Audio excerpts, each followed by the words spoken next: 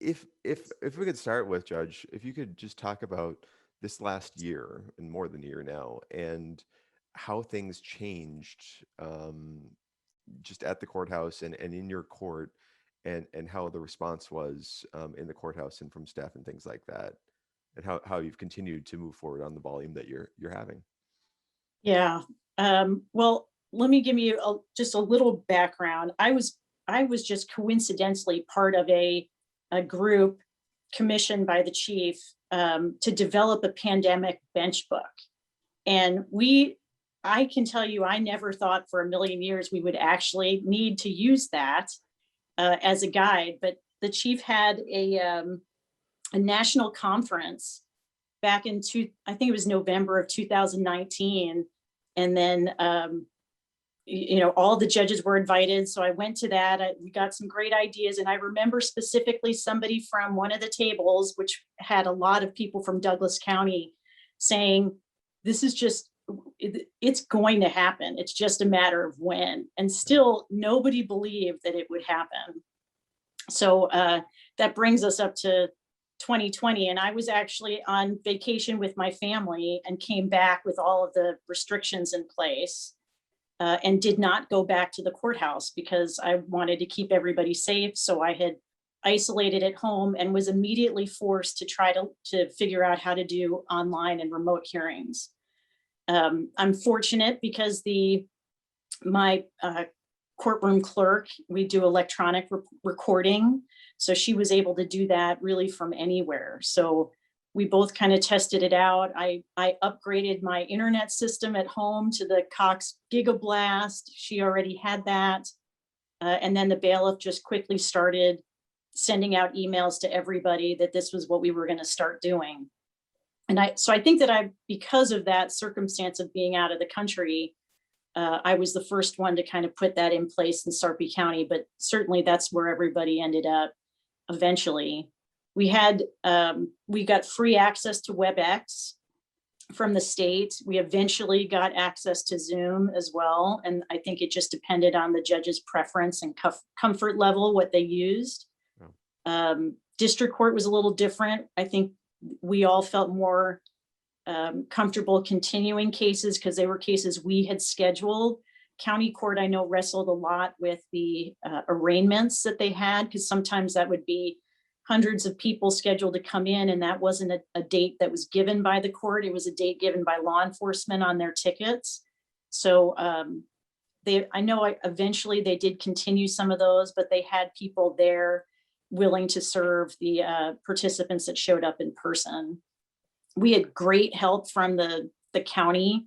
The county was in touch with us multiple times a week. We had meetings with the county officials, meetings with local elected officials.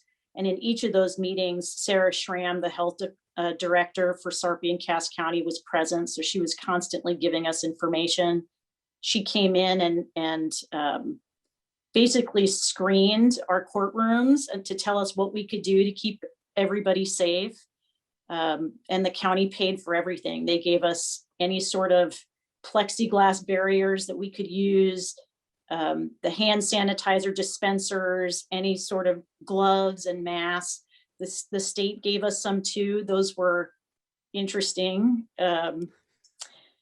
products. That we did not get the ones that were analogous to the Happy Meal masks. Those we were told were out in Western Nebraska, but we got the orange ones that pretty much looked like they were the material used for the inmate uniforms. So I've heard most about people, those. I haven't seen them though. yeah, we got those. But that was, at least they provided us with something. And at the time, we didn't know anything about the 3 levels or 3 layers. So the state was really great and constantly contacting us and available for questions as well. And it was really just new territory. But we had daily emails on what sort of webinar you could join on. So I would say almost every day I was on a different webinar at the beginning of the pandemic, either through the ABA or the National Center for State Courts, just trying to figure out what we could do, because I run our problem solving courts. So I had that additional responsibility to figure out how to keep all of those participants safe too. So I was on calls for the National Center for Problem Solving Courts. We were on calls trying to figure out how to do jury trials. There were some pilots going on that you could do jury trials remotely, the whole thing, including selection. That never really panned out in our state, but we certainly made accommodation in our courtroom, not only following those guidelines from Sarah Schramm, but with social distancing. Our county made stickers. That was like a traffic sign that had a person seated with a red line through it. So you couldn't sit here. So we could put those stickers on different chairs.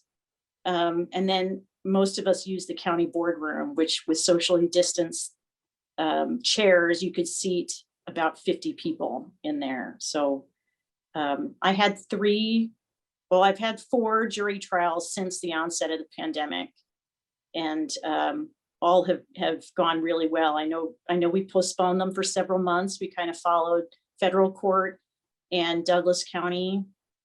We're back having them now, and I think most of us are still using many of the same protocols that have been implemented. So it was a collective effort, Dave. It was not something that we did on our own. It was everybody working together and really just committed to keeping everybody safe. And that's really what I've heard from everyone I've interviewed for this award. Maybe there's a little bit of surprise in people's voice when they say it. It was we had open lines of communication. We were flexible in how we responded as things changed, and really everyone stepped up, which we're set in our ways in some way, and slow to respond and slow to like bring change into the profession. But I think we have here. So the other states, and this is a question that I don't know the answer to, other states, they were doing some remote jury trials that existed somewhere. Yeah, there were some states that were certainly doing civil jury trials all remotely, and others that were doing, I think, some pilot projects, at least doing the jury selection remotely and keeping the jury remote at either a location separate from the courthouse or in their own homes or offices. But I'm not sure how those panned out. I know that all of the information I got about civil juries was that it worked out great. And I guess, there is that standard of you want, in criminal cases, you really do want the jury to be in the room. You want the defendant to be in the room. You want the accuser to be in the room, right? You're putting somebody away. That's kind of a right that we shouldn't be able to take away from somebody who's been accused, right? So I guess issue of confrontation, it's a big one in criminal cases. So yeah. I was just saying from the beginning, I thought that we would get to the Zoom juries. So it's interesting to hear that other jurisdictions did that, even if we didn't do it here in Nebraska. So looking at your crystal ball, looking forward, what changes do you think are going to stick from what we've done, at least in Sarpy County? I can only speak for myself, but I certainly think that I'm going to have the motion hearings, things they're certainly not the criminal trials, but the motion hearings that I have 4 days a week will continue to be remote. That just saves a lot of time for people in traveling from Douglas County to Sarpy to try to make it back at a certain time for an in-person hearing. So those cases for me will remain virtual. I think all of us now, and Sarpy County has just now in the past week or two is outfitting all of our courtrooms to have better technology to access remote hearings. So I think that we'll have that capability, especially for witnesses that for whatever reason can't come to the courthouse or aren't in the jurisdiction. If there's any safety issues, I find that for protection order hearings, some of those people feel a lot safer not being in the same room. And as long as we can get over, like we talked about, the confrontation issues and those are waived, then that's a great way to utilize that technology for those hearings. And then definitely our prisoner transport. This county has saved so much money in not transporting people from other locations for hearings. So I expect that that'll continue for all of us. Okay, so switching to the Access to Justice Commission and your work as chair of the Committee on Equity and Fairness. Um, and I talked to Liz Neely yesterday, I interviewed her, and this is like, I kind of got the answer from her, but she didn't quite confirm it. I believe that she used to chair that when she was like a consultant staff person for the NSBA back when it was it had a different name before it was an Access to Justice Yeah, it was the Minority Justice Commission. Okay. So I vaguely remember her history and the OBA overlap, but the history here is that it changed names and it came under the Access to Justice Commission a few years ago, and you were set to chair that.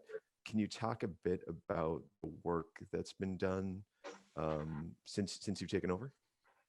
Yeah, so the Access to Justice Commission is actually chaired by Justice Stacey, and then there's 3 subcommittees, and I chair the Equity and Fairness Committee. So in that committee, we've had a couple projects that we've worked on. We've worked on the juror questionnaire and collecting that data to make sure that we have a fair representation of jurors across the state.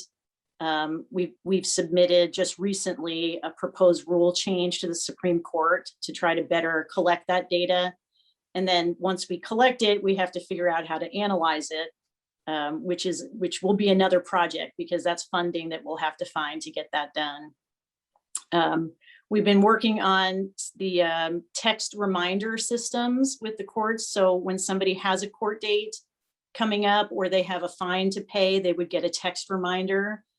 That's a program that's been implemented quite a while ago, and I think that it's going fairly well, but we're still trying to update technology.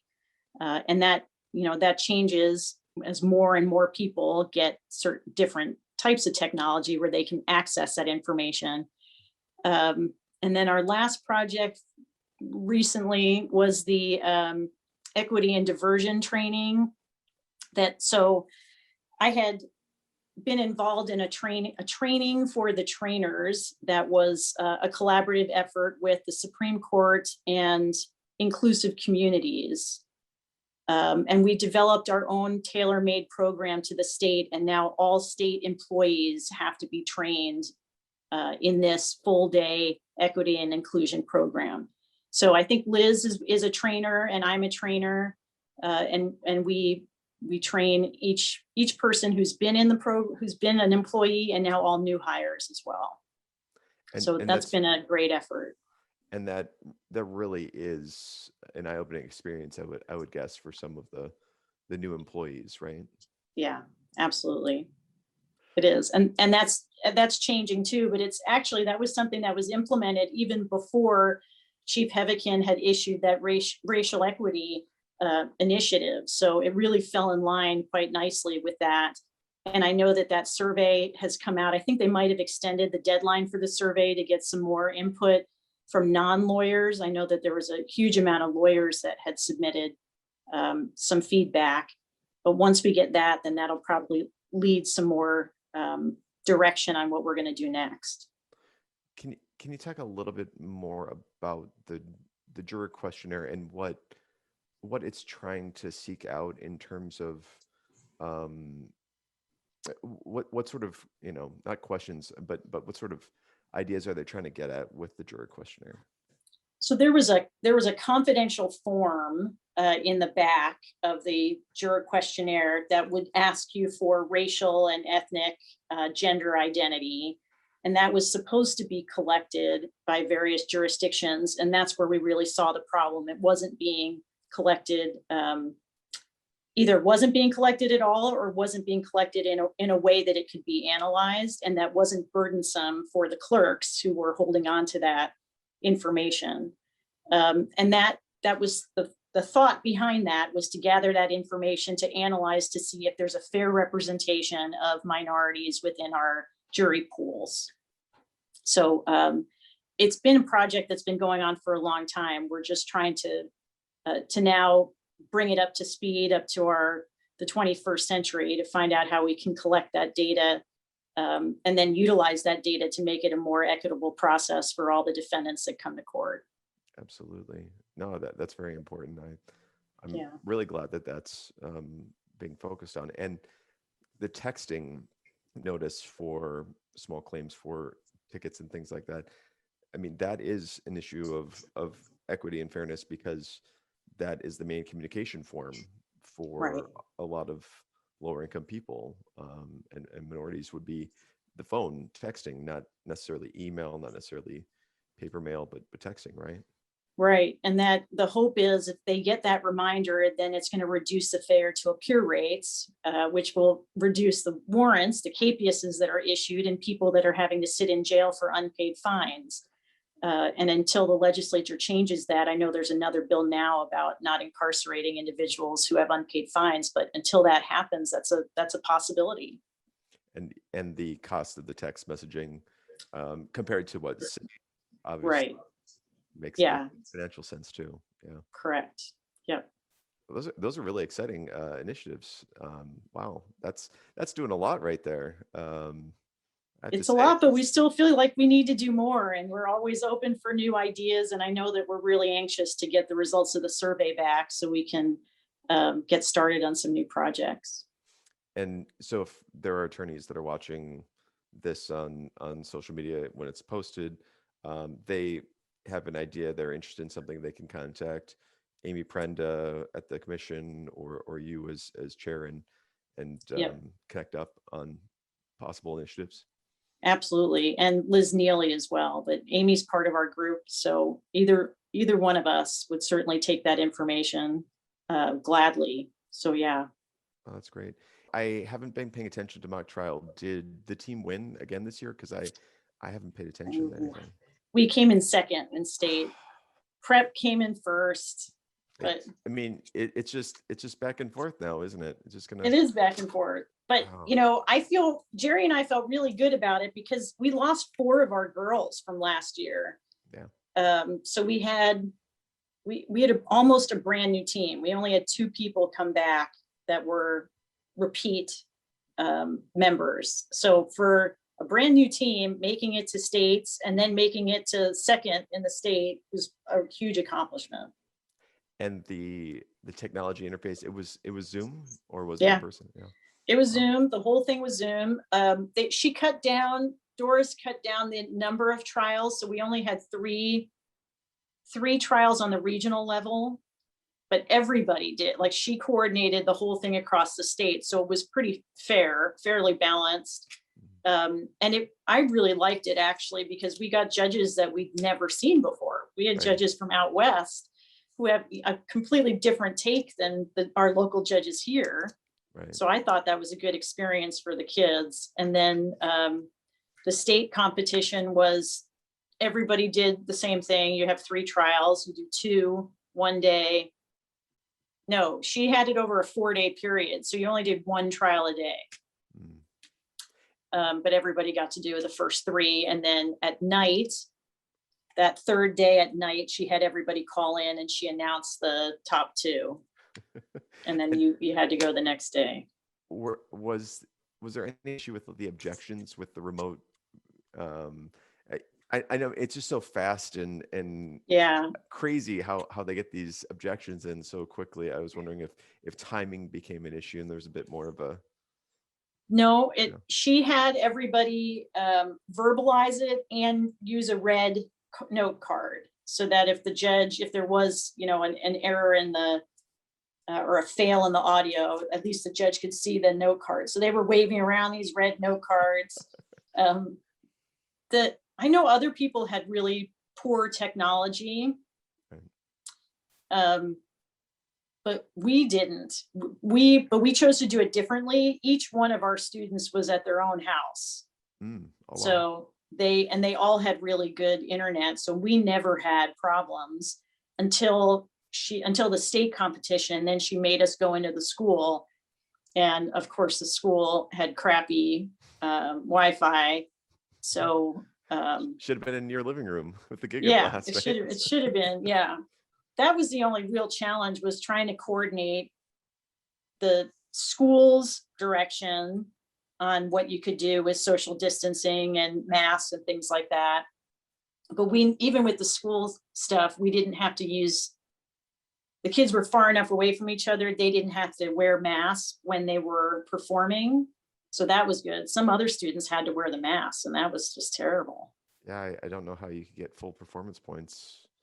Well, you're not supposed to hold it against them, but you kind of wonder if it is held against them, because it's not the same. Yeah. Wow. Well, Yeah. I'm so glad that Duchenne and Prep rep us so well as a Yeah. town every single year. So that's pretty exciting. And It you and is Jerry are nice. doing awesome work. So thank you for continuing. Thanks. Yeah, well, I wouldn't do it without him. He's just awesome. I love working with Jerry. They call him Grandpa.